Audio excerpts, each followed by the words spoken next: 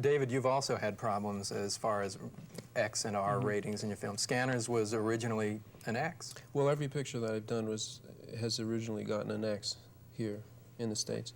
But you have to understand that I live in Ontario, Canada, which used to be the most liberal province and now is the most restrictive. Right. So I have to agree, or let me amplify what John was saying. When I came down here to talk to the MPAA about ratings, it was still a relief compared with what happens in Ontario, which is that they take your picture, they take every print, and they cut it, and they hand it back to you, and they say, this is your new movie. They keep the pieces that they've taken out, and you go to jail for 2 years if those are projected, if you put the pieces back.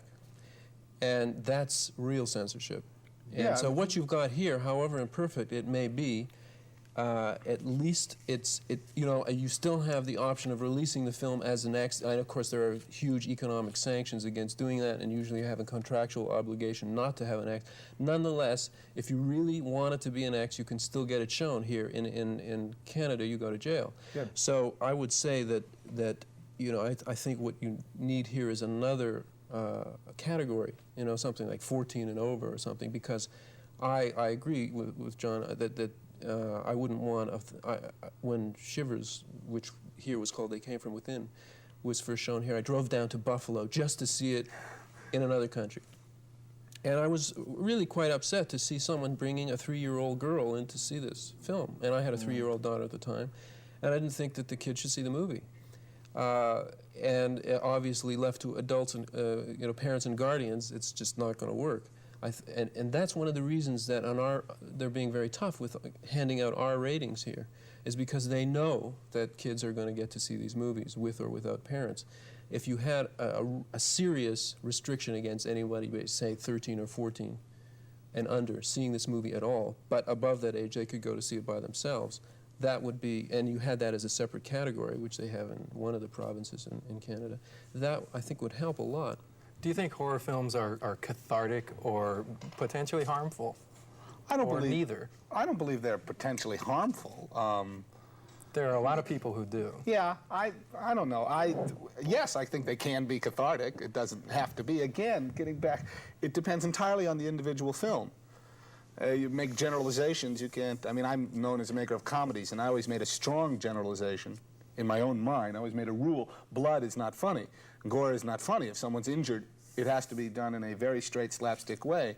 And then I saw a film called Monty Python in Quest of the Holy Grail, in which a guy is severed limb by limb. It was hysterical, and I was fascinated by it. They're breaking my rule, and I'm laughing. And I realized it all depends on the individual, because the vast majority of horror and monster films are dreck. What do you think really represents your films? Well, you were talking about the exploding head, but in fact, I think it really has, my films tend to be very body conscious. The body and what it is and what it does and what it can do tends to be very central in my films. And it was never a conscious thing, but I gradually realized that I was more interested in things that happen inside you, mentally and physically, than I was in a kind of exterior threat, which is why you could, I think, legitimately say that none of my films are monster movies in that sense. In fact, to a certain extent, it's your own body that's the monster, your own existence. There's an image in Rabid that is one of the most frightening things I've ever seen, when the doctor, in the middle of surgery, goes rabid and slices the nurse's finger. I mean, that scared me to death. I mean, it was just... Good.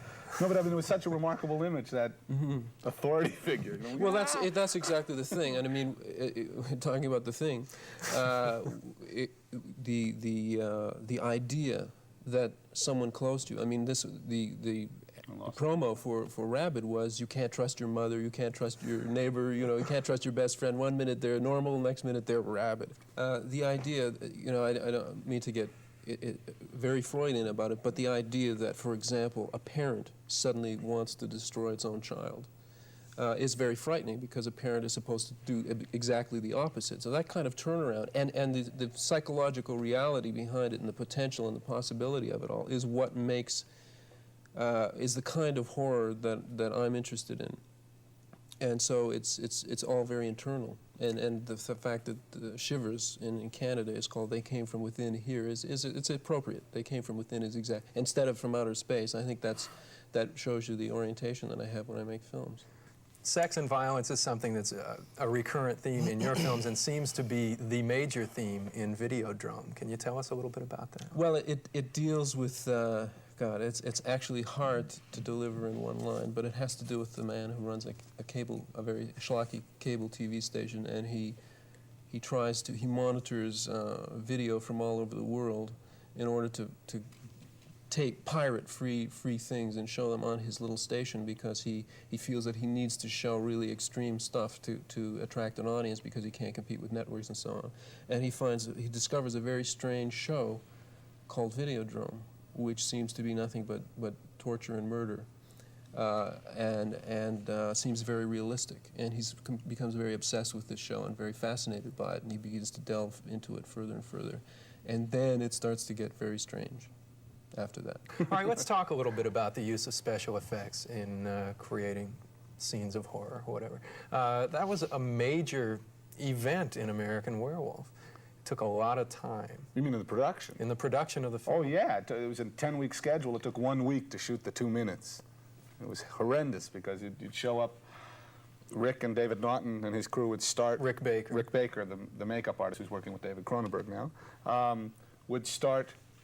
They'd start at like 5 in the morning, and we'd come on, making them up, and we'd come on set at 7, and we'd be lit and ready at 8, and then we'd sit there till 1, which was horrendous. I hated it. And then they'd come out and we'd shoot, 2 shots, and I was like, see you tomorrow.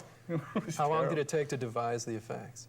Months. To build it, it took months. To devise it, I wrote Werewolf in 1969 in Yugoslavia. It was based on a real experience I had, believe it or not. And I met Rick Baker in 1971 on Schlock, and he was then 20, and I told him I wanted this metamorphosis. For the movie to work, I really felt you couldn't use opticals, you couldn't use lap dissolves like Lon Chaney Jr. You had to see in bright light. You had to see a guy's metamorphosize. And then, in '71, he first showed me his first change-o head. Figured out how to do it. And Rick had worked with the great Dick Smith, and in fact, Rob Bottin, who's working with John Carpenter. It's weird. They're all incestuous. They all work together. And it was very frustrating for me, because I felt it was very important in the film for the makeups and special effects to work. Again, because I'm treating it realistically. I'm treating it straight. And it's one thing to say, last night I turned into a werewolf, and nothing to see it happening to the guy and experience it with him. And Rick, I guess, he wanted 10 months. I think he got 4 to build everything. And I'm very pleased with the makeups. In fact, throughout the film are pretty extraordinary, because you can only build up on an actor's face. And I had scenes where they have to carve down, do his skull. So they ripped apart Griffin Dunn in the We film. killed Griffin Dunn. It's a tragedy. Let's take a look at the transformation scene from An American Werewolf in London right now.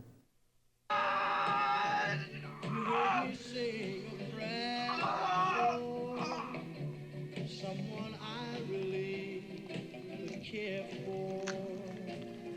Then suddenly there appeared for me the only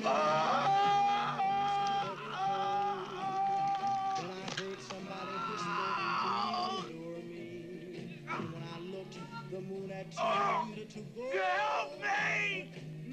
Please! Help me! Help me! Without a dream in my heart, I didn't mean to call you Meatloaf, Jack!